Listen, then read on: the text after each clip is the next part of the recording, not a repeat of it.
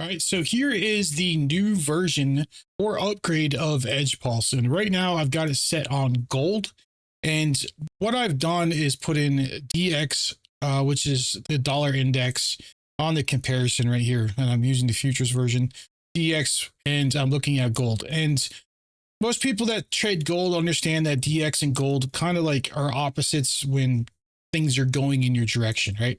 And I'm using let's see, 2 minute time frame on my Edge Pulse, and then I'm on a 15-second chart. And then I have trend shift and the FLB on here, turned on order flow coloring. And basically, what I want to show you is we break down under the zone here and look at the oscillator for a moment. We have this part of it right here is the actual asset on your chart. Okay, that's the original version. So if we were to turn off the comparison mode, we would only see that. So the other part of it is that line there that you see, and it is that is going to be the DXY, and that means that DXY is running the opposite of gold here. Okay, and this is a really good indication that these signals that I'm getting on trend shift are actually decent entries, right? And I can take those and then run. There's a 150 tick run on gold right there, then down here, and then down here, and there's multiple scalps there, right? When both of them are on the same side, see how these are both down below? Look at what price is doing. It's not something you really want to mess with. That's choppity choppity chop, right? And then when it flipped right here, but we have no red lines right here. So this isn't a good signal to take. We are on top of each other and below. Now you could take that if you were getting into a hold on something, like this, where you would hold the trade. But for scalping, I'm looking for that red line. I want to see all of them lining up with each other. And then right here, we're both down below. And we're not getting very good signals here. Now, again, this one right here works out. We get a signal on trend shift breaking down, and then we're actually separated here. And we just came out of being red, but we go back into red right here, and you could take these trades right there. And then gold again for longs.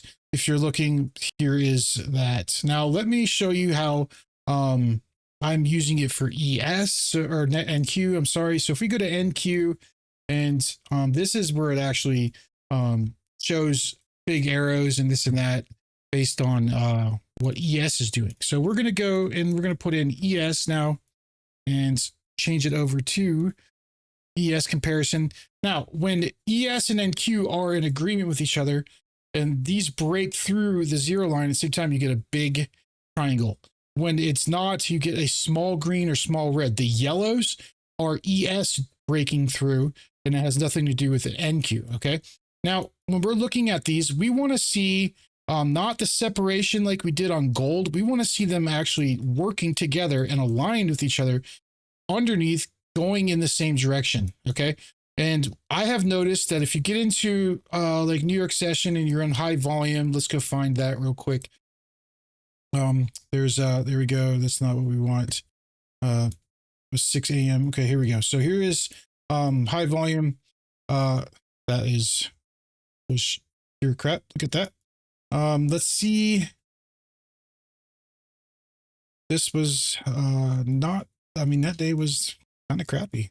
Let's go over to this one over here. I just want to show you the difference when we get into longs or not shorts, but with using it as a comparison mode. There we go. There's one right there. That's good. See how this line is above that one? They're both atop and they're both above. That is ES pushing an NQ before NQ, and NQ is pushing right afterwards, right?